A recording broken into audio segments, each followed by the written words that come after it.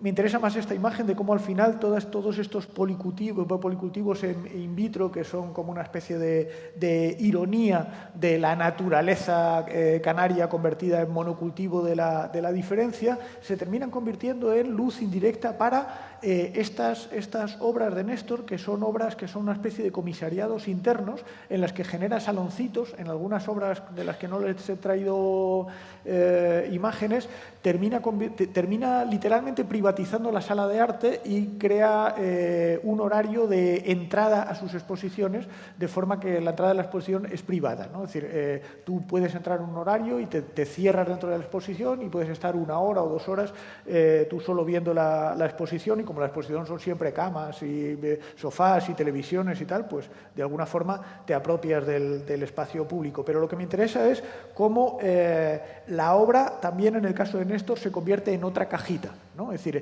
en un espacio que sirve para hacer un comisariado interno. Las obras que están aquí no son de Néstor, son obras de amigos a las que se las pide y se crea un sitio donde estar, ¿no? Una especie de salón interior, una construcción de un habitáculo personal a base de citas. Y Néstor sí que ha, digamos que de la solución más clásica, que es la de la casita metafórica de Gonzalo, de construirse un imaginario personal a través del juego con las cosas de Ikea y con los chuches de su hija, pero que entra todavía dentro del rollo de la representación metafórica, a cómo ya, pues unos años después, esto se ha convertido en algo más performático, ¿no? A través de esto que llamamos el arte relacional, que es, bueno, supongo que conocerán lo que es el arte relacional, pero si no, consiste en que la obra de arte no es el objeto en sí, sino el conjunto de relaciones sociales que provoca, ¿no? Entonces, como saben, Néstor Torrents una vez pidió la sala del Tanque para hacer una exposición suya, y con el dinero de producción que le dieron para hacer esa exposición, lo que montó fue una exposición de arte relacional, en la que hizo un comisariado interno, invitó a otros artistas y además invitó a una serie de músicos. Eso se convirtió en un festival y eso se ha convertido ahora en su obra de arte, ¿no? Es decir, la obra de arte de Néstor ya es la cajita de Gonzalo o el casetón de playa de Gopar, pero en este caso ya, digamos que físico performativo, ¿no? Es decir, Queroxén se ha convertido en un artista colectivo que genera relaciones y genera vida, ¿no? Pero también genera vida en torno a esa idea insular, que me parece central, que es de alguna forma asumir que el artista insular, al vivir un tiempo que no le corresponde, es decir, el artista insular, decíamos el otro día, que vive autoexiliado, ¿no? Es decir, decide, cuando los artistas en los años 70 deciden no irse, lo que deciden es que su cabeza va a estar allí y su cuerpo va a estar aquí, ¿no? Es decir, va a vivir un doble exilio, va a tener al lado a gente con la que no habla y va a hablar con gente que no le escucha. Esto es un cambio radical con esa idea de geografía y artista insular como un elemento absolutamente determinante el uno del otro. Aquí, curiosamente, mi territorio mental es algo que me saca de mí mismo, ¿no? Es decir, es algo que me saca de mí. Pero, sin embargo, de alguna forma reconozco que hemos pasado en estos años de la civilización del espacio a la civilización del tiempo. Ya el espacio no es determinante. Es decir, mis abuelos, bueno, nuestros abuelos, eran claramente una civilización del espacio. Es decir, toda la gente de Tenerife cantaba las mismas canciones y los tinerfeños de 10 años y los tinerfeños de 80 años se sabían las mismas canciones que no se sabían los de Gran Canaria y desde luego no se sabían los de Murcia. Ahora ya no ocurre eso, ¿no? Ahora todos los tinerfeños de 18 años se saben unas canciones que no conocen para nada, ya que además aborrecen los tinerfeños de 80 años, pero sin embargo todos los tinerfeños de 16 años conocen las mismas canciones que cualquier chaval de Nueva Zelanda de esa misma edad. Es decir, ahora nuestra civilización es la del tiempo y no la del espacio. Pero habíamos visto que los artistas de provincias tampoco habitaban ese tiempo, también vivían con una necesaria lo contrario de sincronía es anacronía, ¿no? Es decir, con esa necesaria anacronía. No viven en tiempo con la hora metropolitana, ¿no? Y entonces tienen que hacerse sus propias temporalidades. Y habíamos visto el otro día cómo esas temporalidades consisten en que el artista tiene que crear su texto y su contexto y, además, incluirlo en la propia obra. Por eso la importancia que para mí tienen los artistas canarios esa idea de la propia trayectoria, ¿no? Es decir, del reiterarse, decíamos el otro día, del reiterarse en el error, ¿no? Es decir, del avanzar, pero sin moverse del sitio. Esa idea que es muy bonita en Deleuze, que es la de los nómadas son los que se niegan a moverse, ¿no? Es decir, los que están todo el rato moviéndose, en realidad se llevan con ellos mismos su propio sistema de referencia y al final no se mueve nada, ¿no? Es decir, los que realmente se mueven son los que permanecen en un sitio y entonces cualquier movimiento resulta significativo porque tiene un punto de referencia, ¿no? Pues entonces esa idea de construir un cronotopos, ¿no? una propia temporalidad y construir tu propia obra como una isla, como un conjunto de referencias, ahora volveremos a esa idea, es central desde mi punto de vista en todo el arte canario. Voy a hacer una última alusión a otros artistas que también empiezan, que de alguna forma recorren todo este imaginario, ¿no? Empiezan haciendo una especie de road movie por todos los paisajes o por los no lugares de la geografía canaria, para después hacer un paseo por los jardines y por las desconstrucciones de los monumentos y por las ruinas de lo monumental, y también hacen un paseo por toda esta naturaleza explosiva, romántico, militar, y por el mundo del búnker local, pero también ese rollo del elemento defensivo y de la insularidad, ¿no? Pero me quería centrar en esta, así un poco como resumen de esta parte, en esta obra que me parece muy indicativa de algunas cosas de las que quiero contar aquí, ¿no? Es decir, esto nace como una obra que es no nace aquí, sino aquí. Nace como una obra que habla de cómo los gestores culturales o los funcionarios nos hemos parapetado en nuestro espacio de poder, en nuestras propias mesas, porque cuando empezó la crisis nosotros pues seguimos teniendo nuestros puestos, mientras que los artistas entraron en una dinámica de precariedad, ¿no? Entonces habla cómo los que tenemos una silla y una mesa nos hemos atrincherado en el espacio de lo artístico. Era una crítica muy clara en ese sentido. Pero al mismo tiempo era el uso de un dinero de producción para construir unas mesas que eran necesarias para un estudio que estaban construyendo, que hoy es la Oficina para la Acción Urbana, ¿no? Entonces, estas mesas, después de haber sido aquí obra de arte, como ven, obra de arte minimalista, no es un cubo, pero el cubo de nuevo aparecen sentidos y significados por la periferia, con esta formación tortuga, ¿no? Que era la que utilizaban las legiones romanas. Pues una vez desmontada la obra, vuelven al estudio, y entonces en estas mesas pues yo he visto cambiar pañales, servir copas, pinchar el Spotify, escribir tesis de filosofía, ¿no? Y en fin, hacer vida, ¿no? Y bueno, y en una exposición hace poco pues volvimos a exponer estas obras que volvieron a convertirse en un cubo minimalista. Esta idea de la obra de arte como algo que no es ya una cosa estable, sino que es elementos del mundo, pero que entran y salen. Esa idea de entradas y salidas de la modernidad de las que hablábamos el otro día. Pero en este caso, lo que había empezado siendo digamos que una crítica a ese atrincheramiento de los burócratas frente a los artistas, aquí ya lo que se había atrincherado era el estudio, ¿no? Es decir, lo que se había atrincherado era precisamente esa idea de cambiar pañales y hacer tesis de filosofía al mismo tiempo que hacer dibujo, ¿no? Esa idea de voy a defender esa idea insular de mis elementos de referencia. Esa idea de lo insular ha pasado de ser un elemento determinante que de alguna manera me agobia a una posibilidad vital de construcción de una subjetividad más o menos compleja, ¿no? Bueno, y ahora, si me dejan un cuartito de hora más, voy a ver si soy capaz de contar todo esto a toda velocidad, y si les aburro mucho, pues ya lo dejamos y seguimos el próximo día.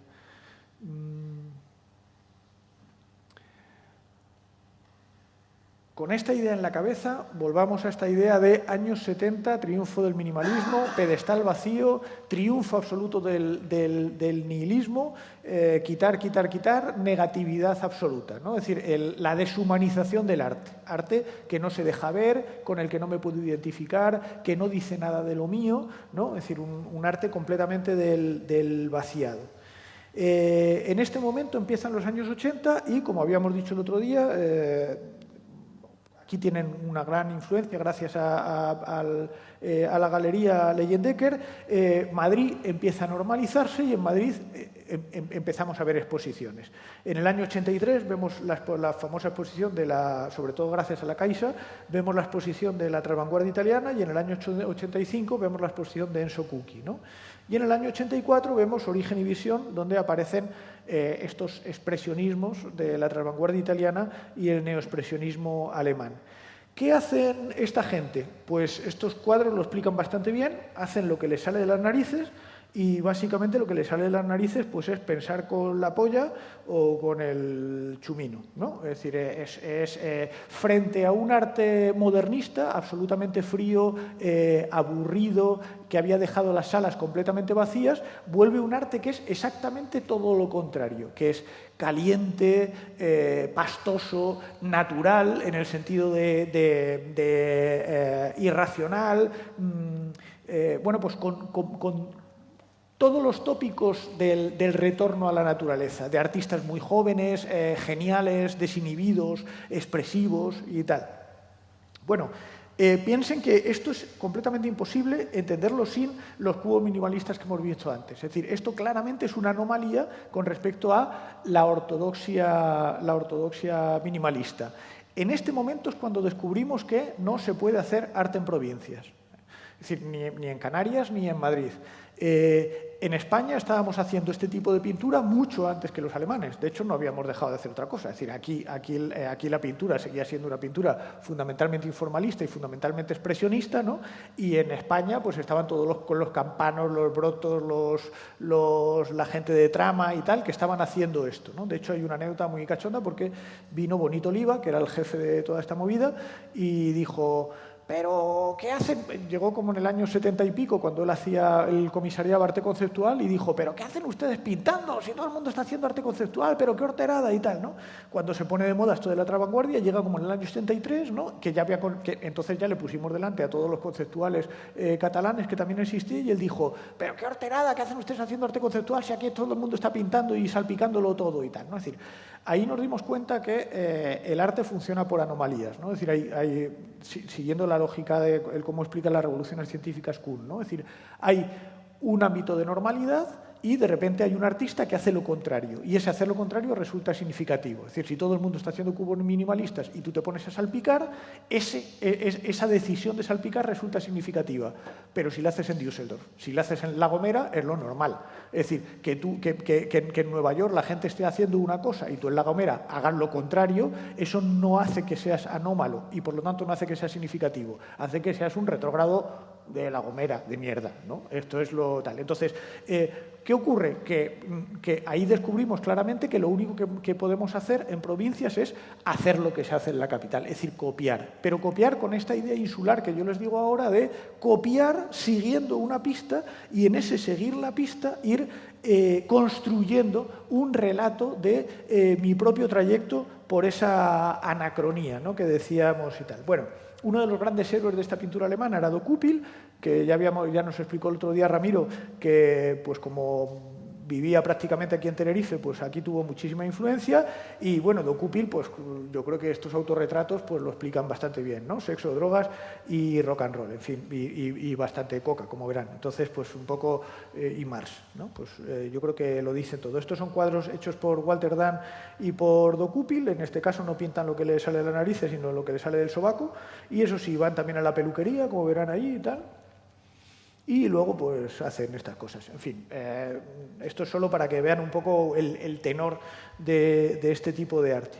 Y por cierto, ahora Do Kuppel, por si quieres saber lo que hace, está haciendo esto, que son pompas de jabón hechas con polvo de diamante, una aspiradora y un no sé qué producto plástico y tal. Bueno, en fin, como el colmo de la superficialidad. Y además lo local, ¿no? Es decir, la vuelta al genius loci, al elemento del terruño y tal, con estos cuadros todos de Kiefer que habla de la historia alemana, del campo quemado, de la propia tradición romántica alemana y tal, de Heidegger, de Nietzsche, del señor Krupp, etcétera, etcétera, ¿no? Es decir, esa tradición de lo local, además de todo el conjunto de tópicos que tienen que ver con lo natural, la muerte, el animal, lo irracional, el mito, todas estas historias, ¿no? Bueno, y por supuesto, además de la descortesía y la superficialidad más absoluta, pues el tirar de cualquier tradición, ¿no? Es decir, la historia del arte como un supermercado para turistas adinerados, ¿no? En el que tú podías ir y decir, pues ahora tiro de tradición india y ahora tiro de tal, pues sin ese rollo posmoderno bueno, pues puedo coger el mundo entero está a mi disposición. Y en el caso norteamericano, pues zapping visual, ¿no? Una mezcla absolutamente heterogénea de elementos y referencias. Bueno, los norteamericanos como sí tenían sus salvajes de verdad, no sus salvajes impostados, que eran todos los grafiteros, pues entonces se agarraron a los grafiteros, eso sí, pasados claramente por el filtro del espectáculo, ¿no? Y aquí estamos viendo a Basquiat reconvertido en artista pop, ¿no? Y a Keith Haring, pues haciendo aquí camisetas y no sé qué y tal, y luego ya pues monopatines y tenis y tal, reconvertido todo esto ya post-mortem, porque claro, todos estos artistas, que estos sí que eran salvajes de verdad, pues en cuanto cobraron el primer sueldazo de su galería, pues se lo metieron todo en vena y se murieron allí directamente de la sobredosis y ya está, ¿no? Pero dejaron todo este... Y luego había otra alternativa en los años 80, que era la alternativa del que hablábamos del otro día de los hermanos Zaya, que empezaron a descubrir el mundo de lo americano y empezaron a proponer a los artistas canarios que por qué no hacían, digamos que tras vanguardia americana, ¿no? Tirando de ese mundo como antropológico, vernáculo, auténtico, verdadero, que era el que estaba haciendo famoso a toda la pintura cubana, ¿no? En este caso Bedia, que es esta mezcla, pues es que yo ni me sé todos estos ritos chamánicos, ancestrales, míticos, marcianos, que tanto le gustaban a los Zaya y al propio Bedia, ¿no? En fin, por así decirlo, hacer el indio, ¿no? Hacer el indio como una forma de practicar el autoexotismo y con esa idea de que la metrópolis privilegia el exotismo, ¿no? Privilegia esto de hacer el indio. Bueno, algunos artistas muy poco tiempo hicieron un poco el indio, claramente con un sentido de autoironía muy evidente en el propio título de este cuadro, ¿no? De Guanches a la vuelta de Arco. Pero bueno, esta disposición a hacer el indio, Matallanas hizo un par de cuadros que no estaban mal en este tipo de lenguaje. Yo creo que el único que sí que siguió más o menos utilizando este lenguaje de una forma con una cierta convicción fue Ernesto Valcárcel, ¿no?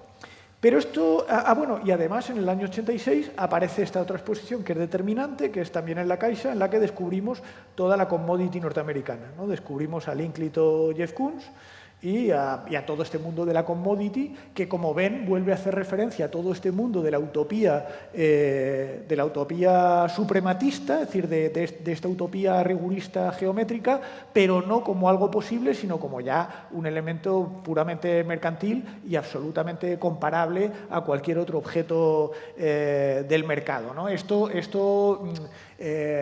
ahora no sé qué les parece, pero en aquel momento pues cabreaba mucho, ¿no? Es decir, cabreaba mucho a gente que de alguna forma tenía una cierta confianza en que la tradición abstracta significaba algo, ¿no? Y entonces la conversión de toda esa tradición, piensen que toda esta estética de la regleta roja y negra y tal, de la reiteración, que básicamente es, pues, por los cuadros del constructivismo soviético, eran como la cima de la utopía, ¿no? Es decir, la cima del arte revolucionario. Bueno, pues eso convertido ya a objeto banal de mercado, pues evidentemente era como como una estrategia de demolición de todos los repertorios que nos servían para contarnos cosas bastante determinantes. Bueno, en este contexto, el arte canario hace una apuesta por la Alonso Quesadez, ¿no? Tal y como lo explica Domingo Rivera, hace una apuesta por la pobreza y la poesía,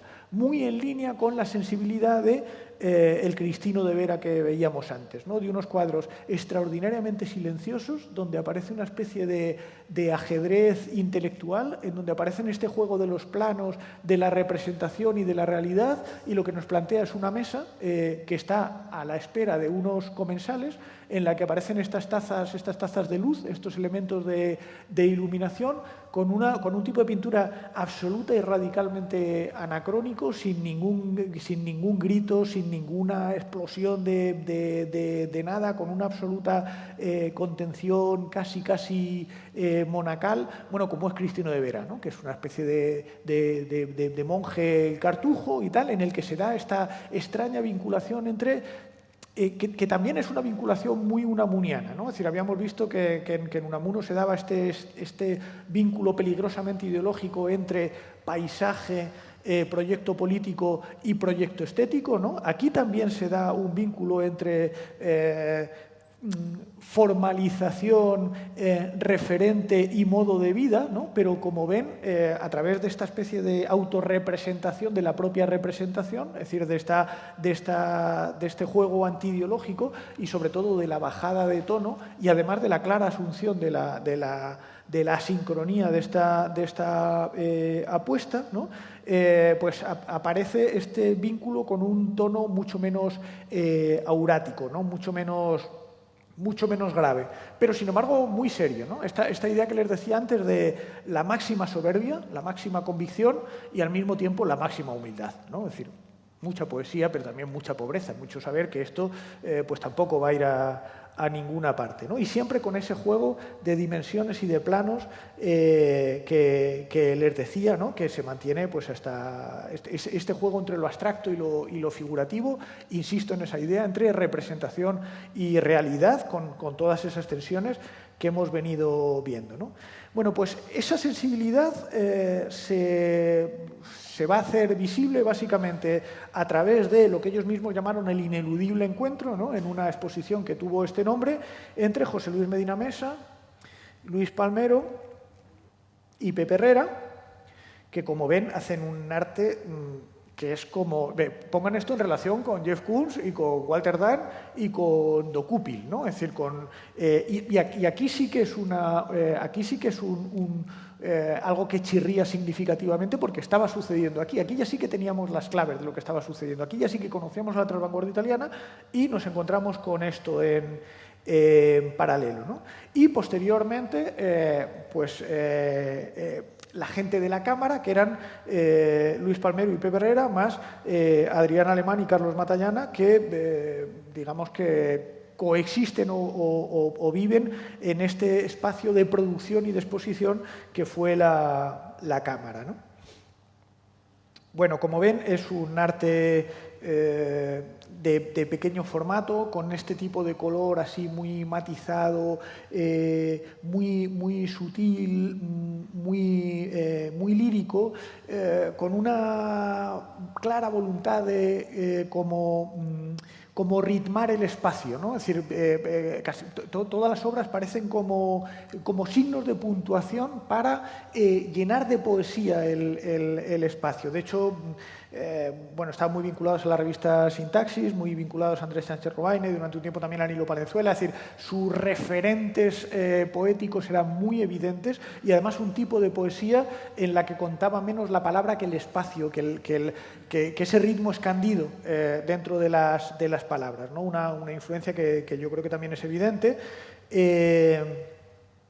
Lo que quisiera es que contrastaran estas imágenes con lo que se estaba diciendo en el periódico, ¿no? Es decir, lo que se decía en el periódico del arte canario es esto. Dice, en Canarias, como en casi todos los enclaves de la cultura occidental, se asiste a una apología egótica. Esta falta de unicidad se manifiesta en la sustitución del concepto de estilo, en el abandono al eclecticismo, ¿no? Es decir, claramente, o sea, Cristino de Vera es lo contrario al eclecticismo. Son 45 años pintando el mismo cuadro, una manifiesta voluntad de estilo, ¿no? Es decir, una manifiesta voluntad de reiterarse en el error precisamente para la construcción de unos recorridos que hacen el rostro de uno mismo, ¿no? Dice, pintura de los 80, exaltación de lo sentimental, del gesto gratuito, del exceso.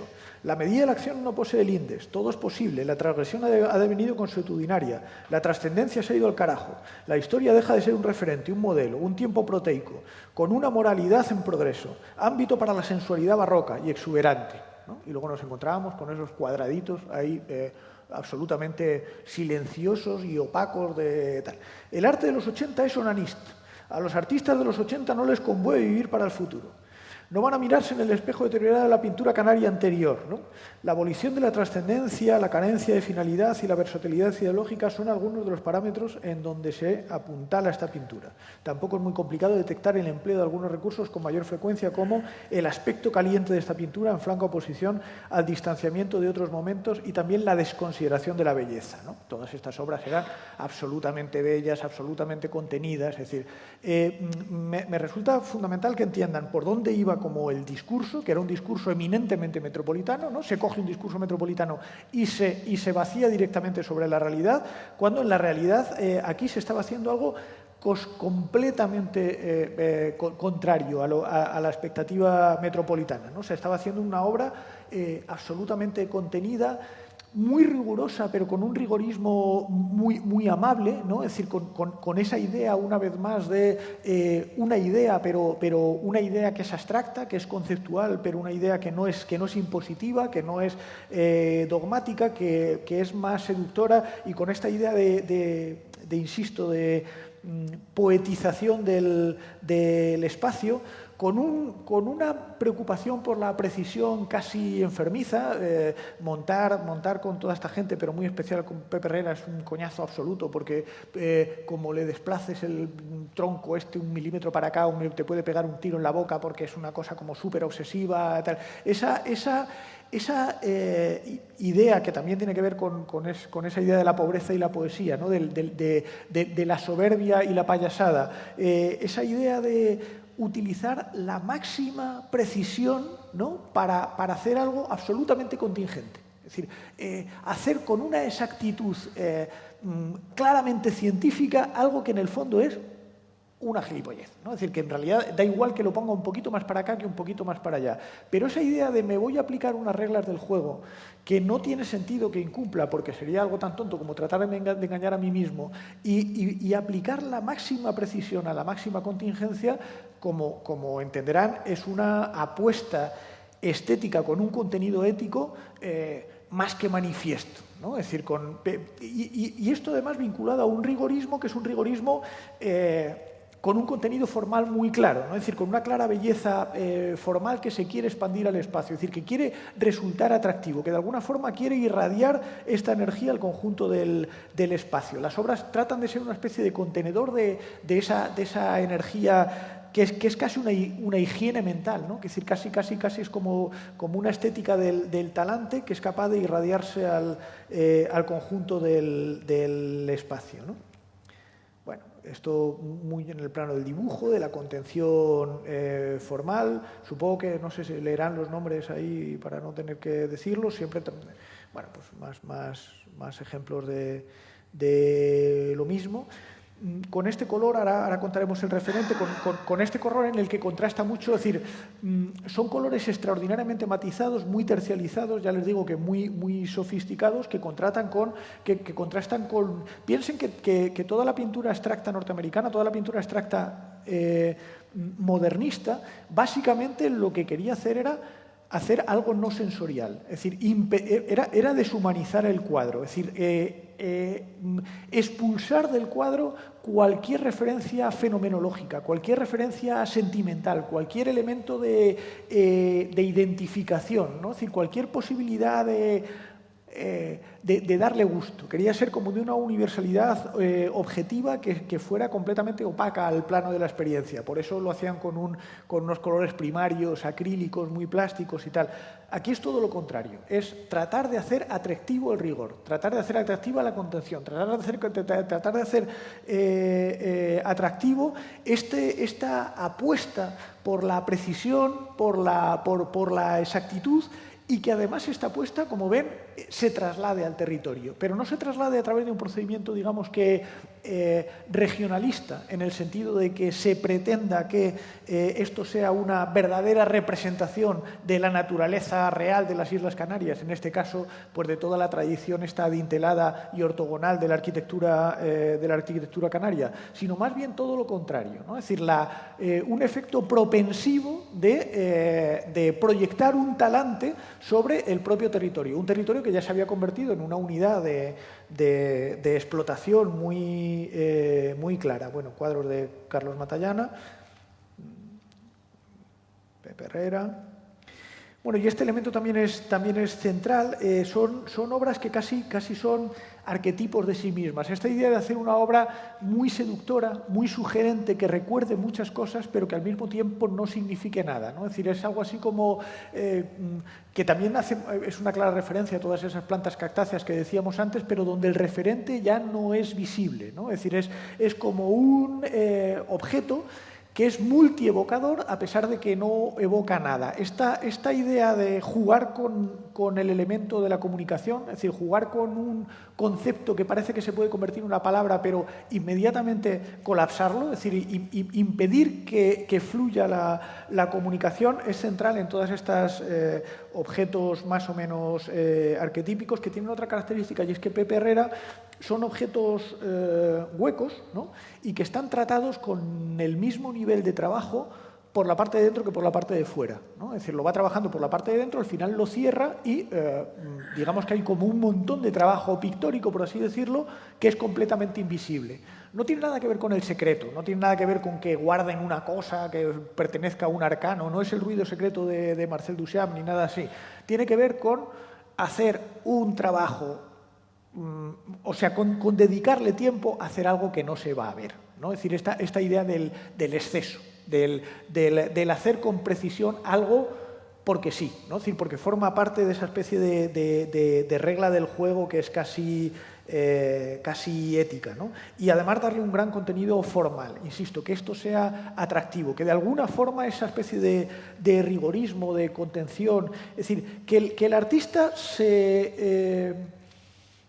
se aplique a sí mismo unas reglas que son las mismas que le exigiría al espectador a la hora de contemplar la obra, ¿no? Es decir, esa dedicación, ese tempo especial para la propia obra. Fíjense que en este sentido estas obras son muy antiguas o muy provincianas, ¿no? Siguen con esa norma que desde luego la transvanguardia italiana se había pasado por el arco del triunfo, que consiste en ser capaces de generar el gusto en el cual se tiene que entender la recepción de tu propia obra, ¿no? Es decir, de alguna forma apostar por la extensión de un gusto que de alguna forma tengo que exportar al espectador para que el espectador entienda el propio proceso de la obra, ¿no? Bueno, esta especie de larvas así como contaminadas de lenguaje y tal, no me voy a centrar más en ellas, ¿no?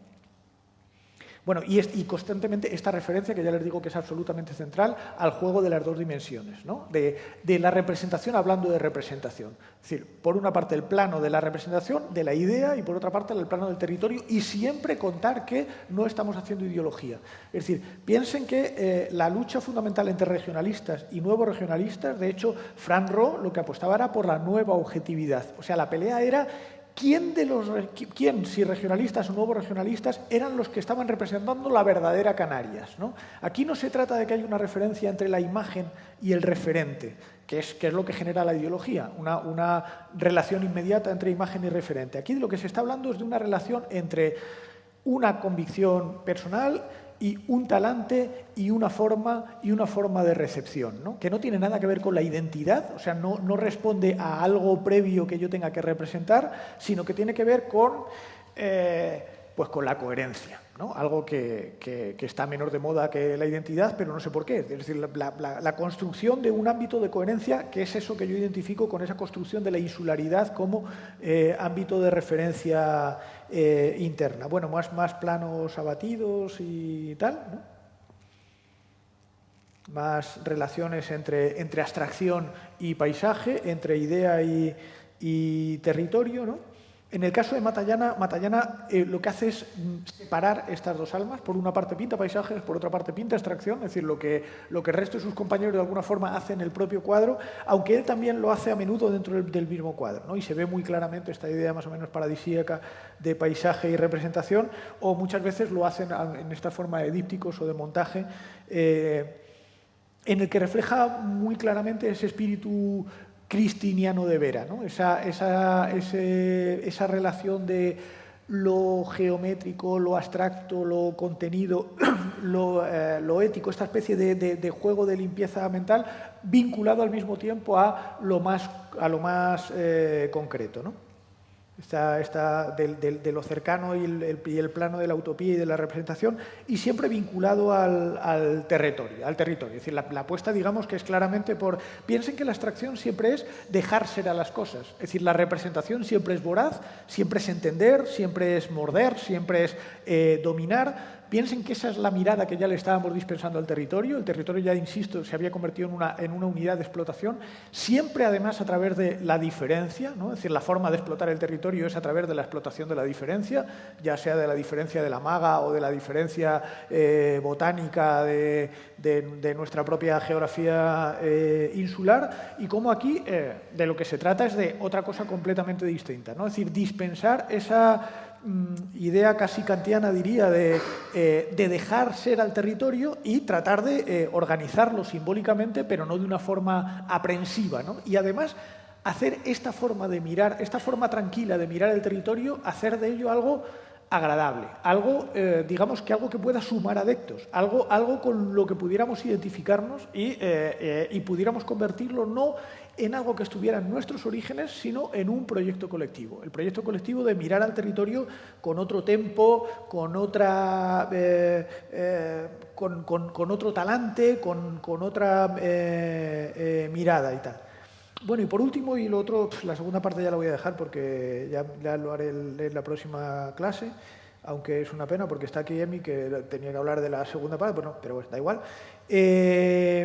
Todo esto parte, y lo cuento ya muy rápido, de varios referentes, que uno podría ser Tarsila de Amaral. Lo que pasa es que aquí sí que tendría que contar bastante de todo el mundo y Volpi. Todo el mundo... Bueno, en Brasil se dio una cosa muy sorprendente, y es que ellos hicieron minimal mucho antes que el minimal norteamericano, pero cuando ellos estaban haciendo minimal nadie les hacía caso como minimalistas. Luego de repente todo el mundo dijo, el minimalismo brasileño lo habían hecho 10 años antes, pero nadie les habían hecho ni puñetero caso, y cuando les hicieron caso a los constructivistas brasileños es porque se pusieron a hacer lo que se supone que tiene que hacer un brasileño, ¿no? Que es arte antropológicamente verdadero. Entonces Oiticica y Liga Clark y tal ya se pusieron a hacer pues escuelas de samba y digamos que arte político comprometido, auténtico, y entonces ya ahí sí que se le reconoció en el plano en el que la metrópolis le reconoce al exótico, ¿no? Que es en su plano de la autenticidad y tal. Pero bueno, hay un montón de obras que se quedaron en este plano de la metáfora, que partieron de ese rigorismo geométrico constructivismo brasileño, pero se quedaron como una metáfora del propio territorio en el ámbito de lo festivo y de lo doméstico y tal, ¿no? Y bueno, tienen unos vínculos con todo este arte a través de de las relaciones de Sánchez Robaina con los poetas brasileños y tal, muy, muy evidentes, ¿no? Bueno, además de la propia tradición, esto lo de la derecha es Juan Ismael, lo de la izquierda es Volpi. Bueno, y también un poco con la pintura italiana de Salvo y tal, pero esta no lo voy a saltar. Y luego con dos referentes fundamentales en el mundo alemán, que son por una parte Imig Nebel y por otra parte Blinky Palermo, que este sí es fundamental, porque Blinky Palermo es por una parte un enamorado de Malevich, es decir, del constructivismo utopista radical soviético, pero por otra parte alumno de Beuys. Y además enormemente vitalista él. Y entonces esta mezcla de abstracción y vitalidad y compromiso político hace que desarrolle una abstracción táctil, en una línea postminimalista y con un tipo de coloración también pues como muy afable, muy atractiva y atrayente, que lo convierte en un referente fundamental y tal. Bueno, todo esto tiene una generación posterior que ya pasa por el filtro de Terrien, que ya se la cuento el próximo día porque no me cabe más.